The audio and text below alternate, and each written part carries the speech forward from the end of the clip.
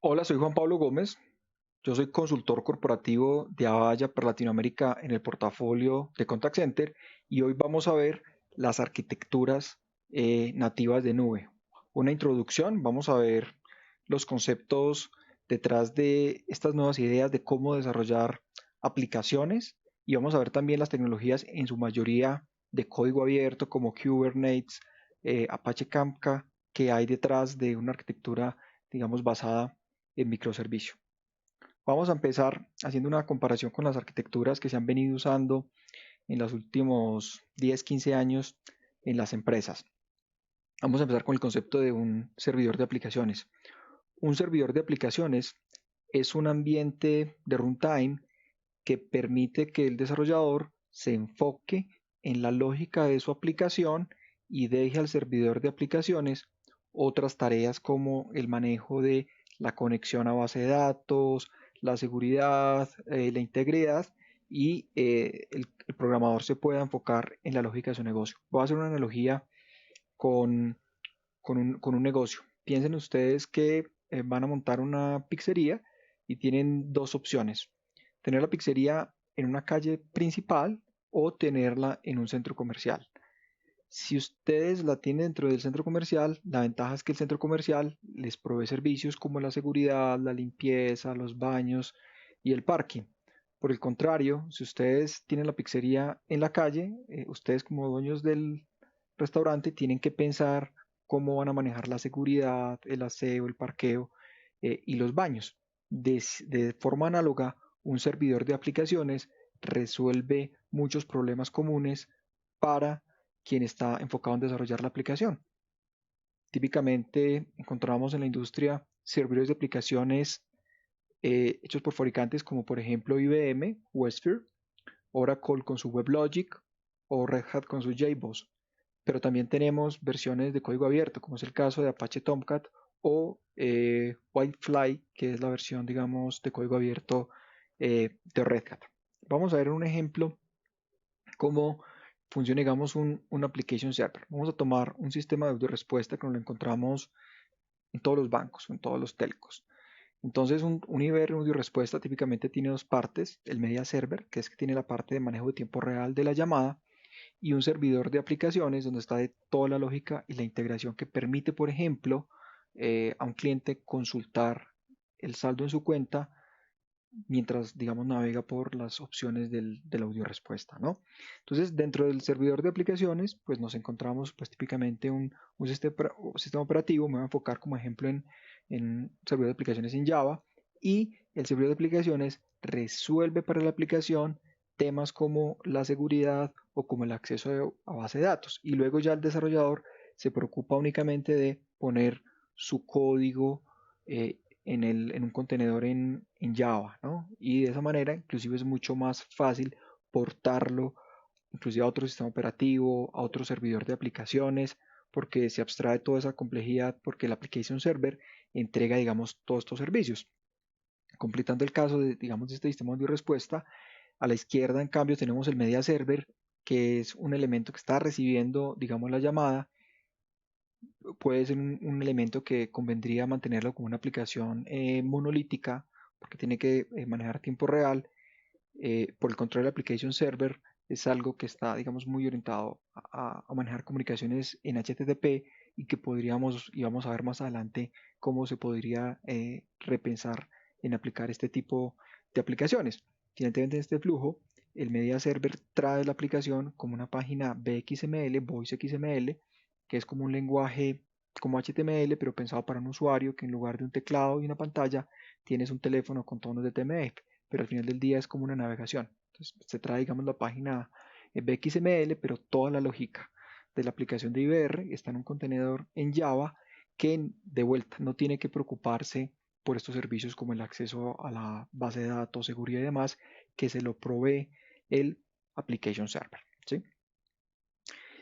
Este tipo de arquitecturas venían funcionando por muchos años, digamos, en las empresas. ¿Por qué cambiarlas?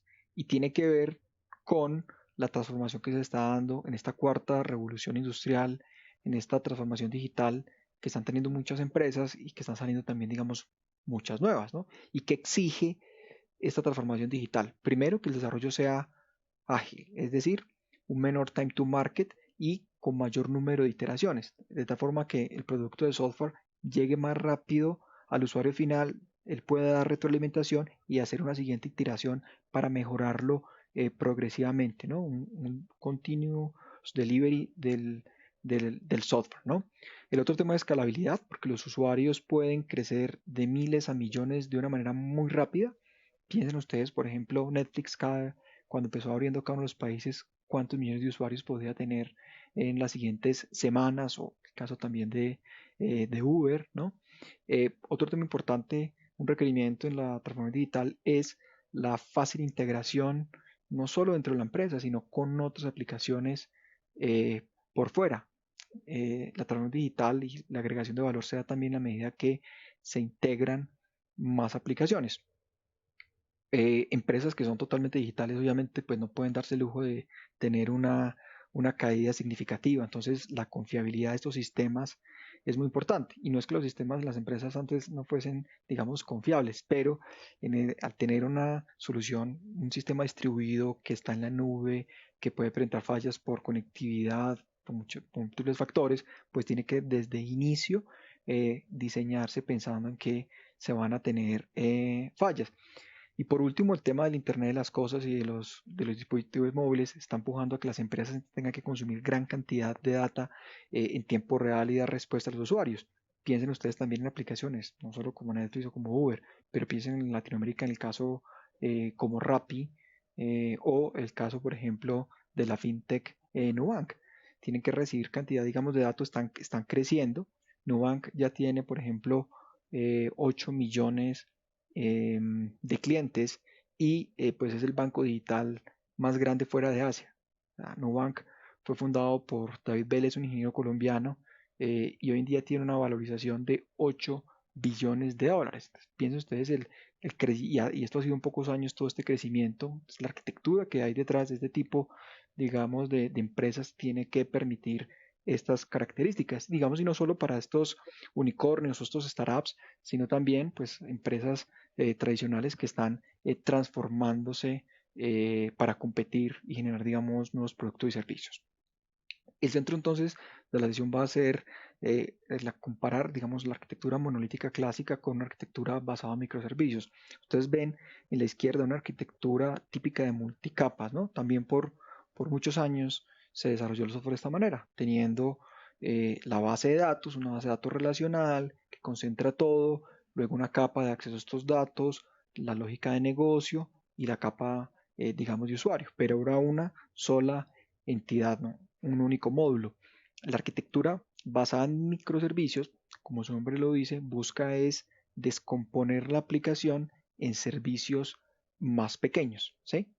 Que encapsulen una unidad funcional completa y que cada uno de ellos puede estar escrito en un lenguaje de programación diferente. Entonces puede que un grupo de desarrollo se siente muy cómodo desarrollando en Java, ese microservicio usa Java.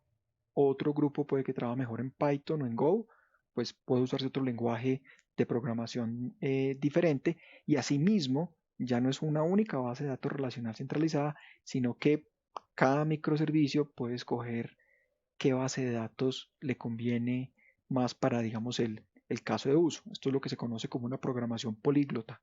Y también base de datos políglota, porque hay múltiples lenguajes de programación, múltiples bases de datos.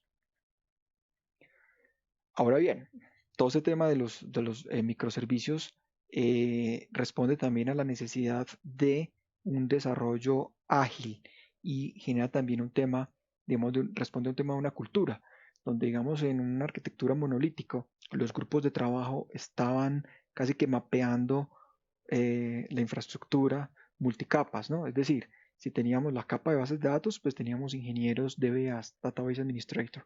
Teníamos la capa de software media, entonces teníamos el grupo que trabaja la parte de middleware. Y la capa de penetración de usuario, interfaz de usuario, pues otro grupo que hacía este desarrollo. En el caso de microservicios, los grupos de trabajo se organizan más a través de las áreas de, digamos, de negocio o funcionales. Entonces, yo voy a tener, por ejemplo, un grupo que se el tema del catálogo, otro para las órdenes, los envíos y demás, y ellos generan, digamos, un producto, lo cual, digamos, permite que de vuelta el desarrollo sea más ágil y tengamos mayores iteraciones. Entonces, una pregunta es, ¿qué tan grande es un microservicio? Porque el nombre micro, pues, puede tender a confundir. De esto hay muchas opiniones y demás, pero aquí traigo un ejemplo y es que el desarrollo, digamos, o el equipo que está enfocado en un microservicio, porque como comentaba, un microservicio encapsula una función de negocio, digamos, completa. Entonces, un ejemplo es que el grupo que trabaja ese microservicio no debería ser muy grande, ¿no? ¿Cuánto? Pues cuántas personas se puedan alimentar con dos pizzas. Y esto es un término que acuñó Amazon y decía que sus reuniones pues no deberían tener más personas de las que se pueden alimentar con dos pizzas. Pero esto puede variar mucho, ¿no? Veamos un caso como por ejemplo Nubank, esta fintech, tiene más de 400 microservicios y tiene menos de 1000 programadores o grupos de desarrollo. Ahora vamos a entrar, ya después de ver este concepto, digamos, de por qué los microservicios, digamos, de los beneficios y también traen los retos, vamos a ver las tecnologías que se usan para implementar esta filosofía de arquitectura basada en microservicios. Y voy a compararlo también con la arquitectura legacy. Entonces, típicamente en una arquitectura de una aplicación monolítica se tiene el servidor, luego la virtualización, por ejemplo VMware, sobre la virtualización se tienen los sistemas operativos sobre el hipervisor y luego el sistema operativo están las librerías, los binarios y finalmente digamos las aplicaciones. Entonces con el hipervisor yo separo muy bien cada una de los servidores de tal manera que la aplicación A, si tiene un problema, no afecte a la aplicación C, ya que están en servidores virtuales totalmente independientes. En el caso de los contenedores, desaparece la capa de virtualización y lo que se tiene es un sistema operativo, un kernel que lo comparten diferentes contenedores que ya toman parte del sistema operativo, como son librerías, dependencias, binarios, pero no son sistemas operativos completos, ¿no? Básicamente, haciendo una analogía, un contenedor es como tomar un servidor de aplicaciones más virtualización y meterlo en la licuadora. ¿Por qué? Porque con un contenedor yo tengo cierto nivel de separación, si así lo decido, de los recursos también físicos de la máquina. O sea, yo a un contenedor podría asignarle cierta cantidad de memoria o de CPUs. Sin embargo, estoy compartiendo el mismo kernel del Unix, el núcleo del sistema operativo. Y estoy empaquetando en ese contenedor todas sus dependencias. Entonces, haciendo la analogía, digamos, del application server, si bien es cierto que una application server en Java me da cierta capacidad de abstracción y de portabilidad, pero de todas maneras entro a depender de qué application server estoy usando, qué versión, por ejemplo, de WebLogic y a su vez qué versiones del sistema operativo y librerías y demás.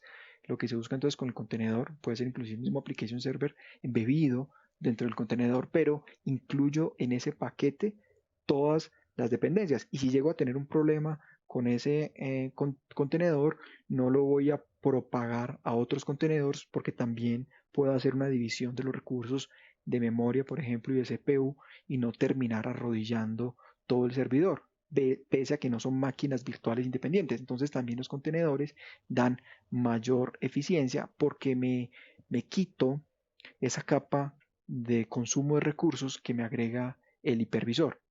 Obviamente lo reemplazo con un manejador, un motor para manejar estos contenedores, pero es mucho más ligera que si utilizara virtualización.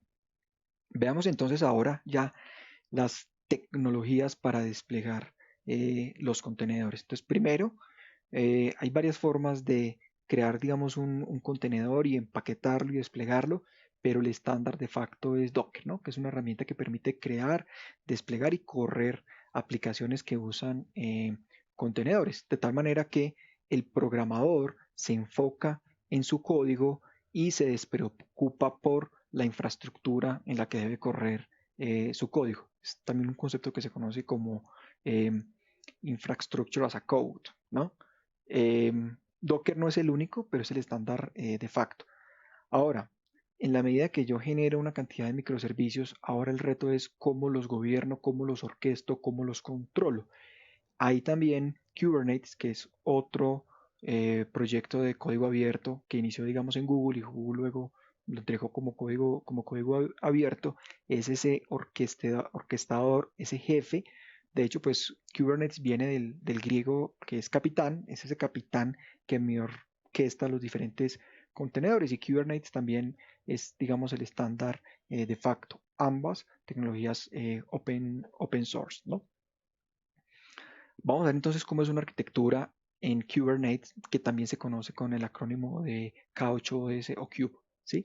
Entonces, dentro de un clúster, que puede ser, digamos, piensen ustedes en una aplicación, por ejemplo, una solución omnicanal de contact center completa, ¿sí? Grande, es un sistema finalmente distribuido que va a ir en diferentes servidores, ¿no? Entonces, ese sería el clúster de Kubernetes. Vamos a ver entonces, hagámosle un zoom, qué hay dentro de ese clúster. Primero, tengo, digamos, un nodo, un servidor, que es el master, ¿no? Que es el que, digamos, me va a gobernar todos los nodos. Ese master recibe un archivo YAML que básicamente tiene una breve descripción de qué van cada uno de los nodos, los pods, los nombres, digamos, es un poquito como la receta y los nombres, e inclusive los puertos TCP que van a usar, digamos, los contenedores. Es un archivo, digamos, de texto, ¿no? Donde está como esa información, esa receta, ¿no? Luego, cuando ya vamos a un nodo finalmente es un servidor, que puede ser un servidor físico, puede ser un servidor virtualizado en Linux, que también lo que se conoce como un worker machine, ¿no? O sea, la máquina que en realidad está haciendo el trabajo, porque el master node hace un trabajo de coordinación. En un worker efectivamente sí está corriendo la aplicación. Y dentro de ese worker machine tengo lo que se conoce como un pod. Un pod es una agrupación de contenedores que tienen como un propósito es similar o hay cierta lógica o necesidad, digamos, de agruparlos. Entonces, digamos que un pod es un grupo de contenedores. Yo puedo tener múltiples pods dentro de la misma, dentro del mismo servidor, dentro del mismo nodo. Y obviamente, pues la idea es tener múltiples nodos para poder tener una escalabilidad horizontal y para tener también una mayor disponibilidad. Ahora bien, los contenedores no solo me traen beneficios, también me traen retos. Una aplicación monolítica pues tiene la ventaja de que es una unidad, por lo tanto pues se comunica a nivel de la misma aplicación. En el caso de los contenedores tengo que resolver el problema de cómo comunico a alta velocidad los diferentes contenedores y aquí es donde aparecen las plataformas de streaming que permiten hacer este intercambio de velocidad. La más común hoy en día, también de código abierto, es Apache Kafka que vamos a explicar más adelante. Voy a hacer una analogía para completar este concepto de los microservicios. Algo muy importante y una característica muy importante de un microservicio es que yo debo tener la capacidad de poder actualizarlo, hacerle un upgrade sin impactar los otros microservicios, ¿no? O sea, yo puedo desconectarlo, actualizarlo, volver a conectar y no debería afectar el sistema. Inclusive podría tener dos versiones del microservicio en dos releases diferentes o podría ir migrando una parte, ¿no? Para ir haciendo un A/B testing y voy migrando una parte de los microservicios, pruebo una parte, digamos, del tráfico y luego migro los otros. La analogía sería un equipo de audio de mini componentes donde yo puedo, digamos, desconectar o puedo actualizar uno. Quiero un mejor amplificador, quiero mejor subwoofer, puedo conectarlo, quiero una unidad de CD. De pronto los millennials no van a entender muy bien esto. Esto fue muy popular en los años 80 y 90, pero es algo totalmente, digamos, modular y yo puedo separarlo fácilmente. Continuando con la analogía, entonces Kubernetes sería como el control remoto, el que orquesta y controla, digamos, los microservicios. Docker vendría siendo como el formato de los contenedores, ¿no? Haciendo la analogía con la música sería el formato del CD, como en qué código, cómo se graba la música. El software, la aplicación, vendría siendo como la música, ¿no? Y los programadores serían como los artistas y el CD player sería el container como tal. Entonces yo sobre el contenedor le meto el CD, que el CD vendría siendo mi software, mi aplicación, y el formato de ese CD sería Docker. Y para complementar la analogía, Kafka vendría siendo los cables por los que se transmite, digamos, la información. Ustedes lo ven aquí como muy simple, unos cables de audio. Y la realidad es que sí, Kafka no tiene mucha inteligencia, permite muy rápido hacer el streaming de los datos, pero si lo comparamos con una arquitectura de bus empresarial de servicios, en ese caso el Enterprise Service Bus es mucho más inteligente, ¿no? En este tipo de arquitecturas, el medio de comunicación, en este caso Kafka, tiene menos inteligencia, eso sí es muy rápido y muy escalable, y la inteligencia pasa más, digamos, al endpoint, ¿no? Ahora bien, el hecho de que estas sean arquitecturas de software distribuidas que están corriendo en la nube, inclusive múltiples nubes, o puede haber una parte que esté on-premise, otra parte en la nube, requiere que desde el inicio del desarrollo del software se piensen los componentes como que puedan fallar, ¿no? Voy a dar un ejemplo con un shopping cart. Digamos que el cliente está aquí en el proceso de hacer una compra, va a introducir los datos de su tarjeta de crédito y hay una falla en el servicio que da las recomendaciones. Entonces, la idea es que el cliente pueda continuar con su compra. Probablemente entonces no va a poder recibir las recomendaciones, pero al menos continuó con la compra, ¿no? Se pudo hacer la venta y pues el microservicio que estaba caído era el que entregaba las recomendaciones que le buscaban incrementar el ticket de venta, ¿no? Pero por lo menos se pudo continuar con la compra. Entonces, existe un concepto alrededor de caos engineering y es de hacer, simular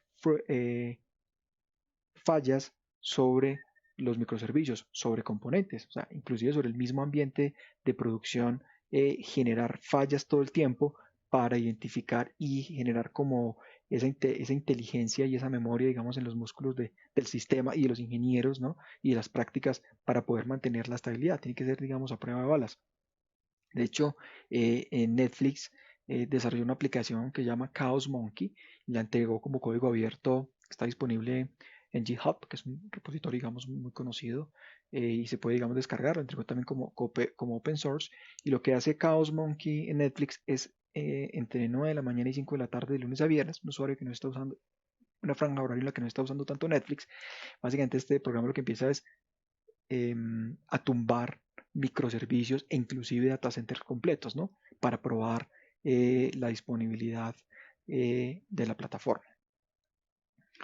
Ahora vamos a continuar con otro concepto muy importante, otra tecnología que viene asociada a este tipo de aplicaciones nativas de nube y tiene que ver con las bases de datos no SQL o no relacionales, pero vamos a hacer un pequeño repaso primero de qué es una base de datos relacional. Una base de datos relacional es una base de datos donde yo tengo la información muy bien organizada desde el inicio, en una estructura de filas y columnas y donde yo voy relacionando, digamos, las tablas con diferentes llaves, ¿no? Y puedo hacer, digamos, las consultas en esta base de datos. Esto tiene, digamos, décadas. Por el contrario, las bases de datos no SQL no tienen de antemano un esquema tan bien declarado. Ellos van a ir recibiendo la información, pero no tiene que estar perfectamente definido en datos y columnas toda la información, ¿no? ¿Por qué? Porque esta transformación digital está llevando a que las empresas están recibiendo una cantidad de datos y todavía no saben qué van a hacer con ellos. Entonces, a priori no se conoce como cuál debería ser el mejor esquema relacional, rígido, de tablas y columnas. Hay que guardar esa data porque hoy en día los datos son oro, pero no se sabe finalmente después cómo se van a poder utilizar. Piensen ustedes en una aplicación de domicilios como Rappi. Ellos están capturando una cantidad de datos, ¿sí? De hecho, de cierta forma uno está pagando uno con su confidencialidad, ¿no? Y ellos seguro están guardando toda esta información, lo mismo Uber, para luego explotarla, ¿no? Entonces, el hecho de que tengamos una base de datos no SQL no quiere decir que no sea necesariamente estructurada, es not only SQL, ¿sí? Entonces, y aquí hay un zoológico de bases de datos no relacionales dependiendo del caso de uso. Entonces, hay unas bases de datos, por ejemplo, que se llaman como Key Value Pairs, donde yo guardo parejas de valor. Por ejemplo, eh, un Uber va a recoger un pasajero, entonces tiene las coordenadas de longitud y latitud. Entonces, yo tengo longitud, latitud, ¿no? Y yo necesito mantener esa información, e inclusive pues, que sea solo memoria. O sea, también es muy común que tenga bases de datos no relacionales y que estén en memoria, que estén en caché, como por ejemplo Redis o Memcache, porque tienen que ser de acceso muy rápido, ¿no? Si yo tengo un cliente que está en la web, en una aplicación móvil, pues, y esa consulta toma 2 segundos, pues ya va a perder el cliente. El consumidor digital busca la gratificación inmediata y es muy desesperado. Tengo otro tipo de datos que permiten almacenar documentos completos. Un documento, por ejemplo, en un formato como JSON. O otros, por ejemplo, con ese tema, digamos, de IoT, que yo puedo estar recibiendo data de un sensor que puede que la data no venga muy seguido, perdón, puede que no tenga mucha información, pero viene en una serie de tiempo, digamos, regular. Entonces hay bases de datos time series para poder ir recibiendo lo que me está entregando un sensor de IoT. Ahora, lo que pasa es que pueden ser millones de sensores los que estén enviando esta información. Y como les decía, hay una gran cantidad, digamos, de bases de datos no SQL que se pueden desplegar on-premise, otras que las ofrecen los proveedores de cloud como Microsoft Azure o Amazon Web Services. Tenemos casos como, por ejemplo, Cassandra, que es un tipo de base de datos de columna, Avaya Context Store, que es en memoria para paso de contexto en el contact center, cuando una llamada es transferida, por ejemplo, de un IVR a un agente o un canal digital. Tipos de bases de documento como CrunchDB, y en nubes públicas como Cosmos DB en Azure o DynamoDB en Amazon Web Services. Otra característica muy importante de las bases de datos no relacionales o no SQL es su gran escalabilidad, es decir, no puedo crecer la tabla a millones de registros, que eso no es tan fácil en una base de datos relacional. Y de vuelta, con este tema de transformación digital, las empresas están recibiendo data y no saben qué tanta van a recibir, ¿no? Y yo, puede que el crecimiento se me dé de un día para otro. Vuelvo al caso de Nubank, en el 2019 abrió en México. Pues no sabe qué va a pasar y cómo va a ser la respuesta, digamos, de esta fintech en un nuevo país, pero no puede de antemano declarar cuántos millones de registros va a tener, ¿no? Ahora bien, veamos entonces el tema de cómo se comunicaban tradicionalmente las aplicaciones. Existe también desde hace más de 10, 15 años un concepto, digamos, en la industria que es SOA, Service Oriented Architecture, una arquitectura orientada a servicios que se parece mucho a lo de microservicios, ¿no? Oye, yo tengo servicios y todo lo oriento pensado en servicios. Yo diría que microservicios es un SOA eh, bien hecho, ¿no? O mucho más escalable, ¿no? Entonces, detrás de esta arquitectura orientada a servicios había un concepto muy importante que era el bus de servicios empresariales, que lo que promovía es que todas las integraciones entre aplicaciones se hiciesen a través de ese middleware que va a permitir la normalización de estas comunicaciones, ¿no? Y prevenir una arquitectura spaghetti donde las aplicaciones empiezan a hablarse todos contra todos. Entonces, básicamente lo que buscaba es que todas las comunicaciones y todo fuese por el Enterprise Service Bus. Entonces, por ejemplo, volvemos al caso del IBR, ¿no? El IBR, que sería lo que yo estoy mostrando aquí en la izquierda con ese Apache Tomcat y esa aplicación en Java, va a consultar el saldo en el core bancario, ¿no? Que seguramente es un IBM Mainframe AS400. Lo que busca SOA y el Enterprise Service Bus es que no haya las comunicaciones punto a punto. Además, una tecnología, digamos, compleja como MQ-Series para conectarme con el mainframe donde está el core bancario, sino que esa comunicación se haga en algo más moderno usando protocolos de Internet como HTTP y vaya por el bus de servicios empresarial y traiga la información del core bancario. Lo mismo, por ejemplo, para hablarme con el RP o con el CRM. Por ejemplo, para hablarme con SAP, la idea es que yo no me conecte directamente con SAP, sino que me comunique a través del bus de servicios empresariales y evite esa conexión usando el protocolo, digamos, propietario de SAP, que de hecho pues es complejo, ¿no? Si alguien va a programar bien en SAP, se decía que debía conocer un poco de alemán, ¿no? Entonces el Enterprise Service Bus me resuelve todo eso, ya hay una cantidad, digamos, de conectores listos que ya manejan ese protocolo, por ejemplo, de SAP, los protocolos, digamos, de mainframe, o yo hablé mucho de los application servers en Java, pero también están application servers en Windows, ¿no? Que usan ASP.NET, sobre un Internet Information Server. Piensen ustedes, por ejemplo, en el Avaya Work for Engagement, antes conocido como WFO, que usa Internet Information Server con un WebLogic, ¿no? Entonces es otro zoológico totalmente, digamos, diferente y lo que busca el Enterprise Service Bus. Esta es la realidad, la expectativa fue un poco diferente, ¿no? Porque cuando van a cualquier empresa grande, no todo pasa por el Enterprise Service Bus. Luego hay también procesos de extracción, transformación y carga de ETL. Luego, en la medida que van llegando aplicaciones modernas, entonces hay necesidad de manejar un, mensajes entre aplicaciones, y luego entonces llega el tema de Big Data, llegan otras bases de datos no SQL, ¿no? Pero digamos que resuelve bastantes problemas el Enterprise Service Bus. Ahora bien, para una arquitectura basada en microservicios, donde yo ya no estoy comunicando únicamente aplicaciones, sino que la misma aplicación las compuso una cantidad de microservicios, yo necesito un elemento de comunicación que sea distribuido, que sea muy rápido, que me permita comunicar, digamos, información, y es lo que viene a resolver Apache Kafka, que de vuelta también es como un estándar de facto en la industria, ¿no? Entonces, digamos que Apache Kafka eh, eh, no es un enemigo del Enterprise Service Bus, ¿sí? Del todo. Tampoco es un amigo, siempre hay un concepto, no es a friend or enemy, es a frenemy, ¿no? Porque de cierta forma entra a reemplazar muchas de las cosas que hacía el Enterprise Service Bus, pero lo que vamos a ver seguramente en los próximos años es que el Enterprise Service Bus pues sigue agregando valor, porque vamos a tener mainframes por muchos años en los bancos, en las aseguradoras, y hay muy buenos conectores ahí. Entonces seguramente lo que va a pasar es una integración entre el bus de servicios empresarial y Apache Kafka, donde Apache Kafka va a estar, digamos, preparado para aplicaciones más pensadas en microservicio, con temas de Big Data, de ingestión de millones de datos en tiempo real y demás, y comunicándose con Enterprise Service Bus.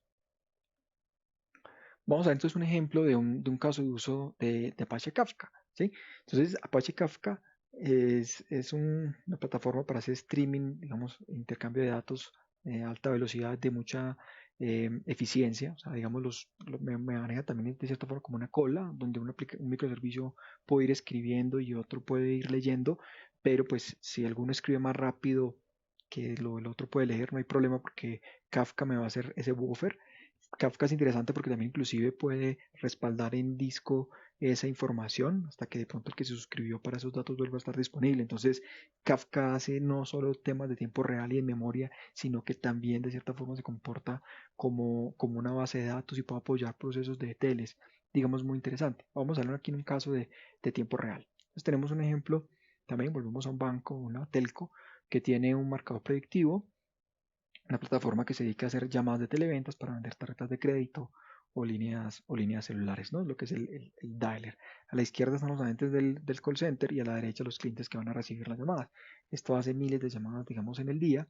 Este es un sistema, en este ejemplo, este dialer, que tiene, digamos, redundancia. Entonces tiene un servidor principal y tiene dos auxiliares que le dan redundancia, y usa Apache Kafka como ese mecanismo para enviar eventos en tiempo real. Lo interesante es que en este ejemplo que vamos a ver se va a usar no solo para, digamos, comunicaciones dentro del dialer, pero aquí sobre todo para comunicaciones con el exterior. Entonces, digamos, en este caso estamos en una campaña de televentas y aquí vamos a agregar una aplicación externa que es Affinity. En este ejemplo es una empresa que se dedica a hacer inteligencia artificial para buscar emparejar mejor los clientes con los agentes. Usando inteligencia artificial, calcula la probabilidad de con cuál de los agentes disponibles va a haber una mayor afinidad con el cliente, ¿no? Pero esto tiene que hacerlo en menos de 100 milisegundos. Y aquí es donde Kafka se luce, ¿no? Porque me va a permitir, primero, desacoplar aplicaciones. Había olvidado mencionar esto, ¿no? Muy importante en estas arquitecturas que todo esté, digamos, desacoplado, ¿no? De tal manera que si un componente falle, pues, o tiene que ser actualizado, pues no hay impacto sobre los otros. Pero también me facilita, porque pues, hoy en día todo el mundo habla Kafka, integrarme con una aplicación externa. Acá lo interesante es que se hace la llamada, y en tiempo real hay que decidir cuál sería el agente con el que va a haber más afinidad para hacer la venta. Pero entre que la comunicación va hasta el motor de inteligencia artificial, que es Affinity, él ejecuta la decisión y devuelve la decisión al marcador predictivo, tiene que pasar menos de 100 milisegundos. Entonces, este es un perfecto ejemplo de Kafka, como me da durabilidad, pero también me permite enviar datos a una alta velocidad. Por último, dentro de este tema de arquitecturas nativas de nube, hay un concepto muy importante, una filosofía, y es el concepto de API First, ¿sí? ¿De qué se trata? Si tenemos los microservicios y un grupo de desarrollo asociado a desarrollar ese microservicio, que va a estar interactuando con otros grupos funcionales que están desarrollando otros microservicios, pero que luego habrá que comunicar todos estos microservicios entre sí para que finalmente entreguen una aplicación completa. Entonces, imagínense el problema de estar cambiando las interfaces de mi servicio, cómo impacto yo los otros grupos de trabajo, porque aquí la idea es que los grupos de trabajo vayan en paralelo. Hay un chiste en desarrollo de software cuando un cliente dice, yo necesito que se haga muy rápido. Y en el mundo de monolíticos decíamos, pues 9 mujeres no va a ser un bebé en un mes. Todo toma su tiempo, todo toma su tiempo, porque este tipo de desarrollo de arquitectura conocido en cascada waterfall, pues es como secuencial. Ahora estamos hablando de un tema de desarrollo ágil y los microservicios me dan esa posibilidad de efectivamente sí tener 9 mujeres para sacar el bebé en un mes. Tengo 9 grupos de desarrollo, cada uno trabajando en paralelo. Pero de vuelta, ¿qué pasa si las API, las interfaces de comunicación cambian? Pues se va a volver un desastre. Entonces, esta filosofía de API First exige que primero se escriba el API del microservicio antes de empezar a desarrollar. Casi que esa API es como un contrato que yo honro con los otros grupos de trabajo que están desarrollando los otros microservicios, de tal manera que cada uno pueda entrar a trabajar en su propio lenguaje, con sus propias lenguajes de programación, con sus propias bases de datos, como él lo quiera hacer, pero que respetemos los métodos de comunicación entre los microservicios. No me importa usted cómo lo programa, si lo hace en Go, si lo hace en Python, que si usa una base de datos no relacional, pero no me cambie las APIs. Entonces, se desarrolla primero las APIs, se escriben, perdón, las APIs primero y luego se empieza el desarrollo. Es un tema de desarrollo ágil y pues, para escuchar mucho en el tema de DevOps, ¿no? Ahora bien, también hay un tema, digamos, de negocio y toda una economía de la apificación. O sea, ¿de qué se trata? Si yo tengo un producto o un servicio que ofrece valor, ¿por qué no expongo APIs para que otros integradores los usen y agreguen, digamos, más valor? Y empiezo a recibir también revenue por el consumo de estas APIs, ¿no? Y se está viendo cada vez más, ¿no? Digamos, hay muchas empresas que están ofreciendo APIs. Dos que uso en este, digamos, ejemplo ficticio es el caso de Uber y Domino's Pizza. Uber tiene una API que permite pedir un conductor de manera programática, no desde la aplicación. Obviamente hay que registrarse primero y firmar unos contratos, digamos, con Uber para poder hacerlo, pero el API digamos, existe. Lo mismo Domino's Pizza. En este ejemplo, pensemos en lo siguiente. Pensemos que somos los directores de tecnología de Marriott para un país, tenemos, no sé, 12 propiedades, 12 hoteles de Marriott y queremos desarrollar un servicio, mejorar la experiencia en la habitación para el huésped, de tal manera que sobre un teléfono, digamos, inteligente de habitación, como una Vaya Vantage, el huésped pueda, por ejemplo, pedir una pizza. O sea, ¿cuántas veces nos ha pasado que, oye, estoy antojado, quiero una pizza, me encanta esta pizza de Domino's, pero qué bueno poder desde misma habitación acá directamente pedir la pizza y que se me cargue a la cuenta de la habitación y no tener que entrar a llamar o conseguirla y que la dirección y demás, sino que todo pues ya está inteligentemente porque la aplicación ya sabe la habitación, sabe la dirección del hotel, pero puede consumir en tiempo real y programáticamente el API que expone Domino's Pizza para hacer ese pedido. O de manera similar, yo quisiera pedir, por ejemplo, transporte. Quiero pedir, digamos, un Uber, entonces lo podría pedir directamente desde ahí, ¿no?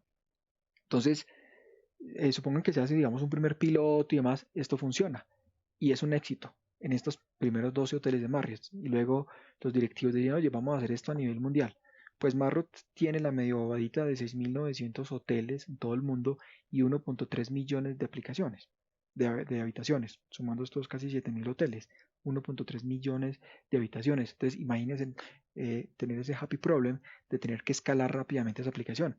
Adicionalmente, pues uno no va a querer tener esa aplicación, un servidor ahí en el data center de un hotel, ¿no? Y tengamos más de 7.000 hoteles y de pronto no está Airfor y demás, electricidad y demás, pues es lo más natural es que yo suba todo esto a una nube y desde ahí haga todas las integraciones, porque asimismo también por internet va a consumir las APIs públicas de Uber o de Domino's Pizza en este ejemplo. Entonces, ¿qué mejor que desarrollar una aplicación digamos, nativa de nube, ¿no? Basada en microservicios, seguramente usando Apache Kafka y demás, y esto va a permitir, pues, dar esa transformación digital. Estoy mejorando la experiencia para el huésped en la habitación y se está generando, digamos, más revenue.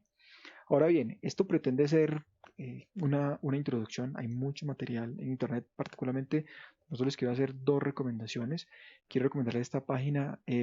Martin es una autoridad, digamos, en este tema y sobre todo muy buen comunicador de esos conceptos. Eh, Varias de las ideas que expuse acá las tomé de sus presentaciones, es muy buen orador y lo explica todo de una manera muy clara, además que trabaja en proyectos reales de este tipo, digamos, de arquitectura, entonces tiene, digamos, muy buenos artículos y blogs que les recomiendo.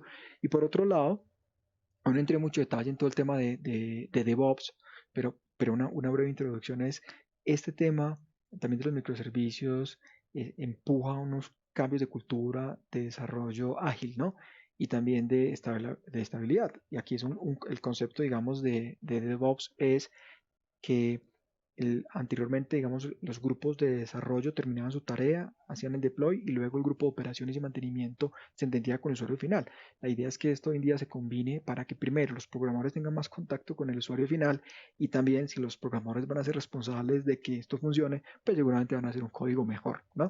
De ahí viene como este concepto de DevOps y este concepto, por ejemplo, de tu Pizza Teams para hacer, por ejemplo, un microservicio, pues también se basa en que en otro concepto también de Amazon y es, si usted lo construye, usted lo corre, ¿no? Usted lo desarrolló, usted es su mascota, pues usted no me puede decir es tu perro y tú lo bañas, ¿no? Entonces, y esto de vuelta es un cambio importante en la forma como las organizaciones hoy en día están construyendo, digamos, el software.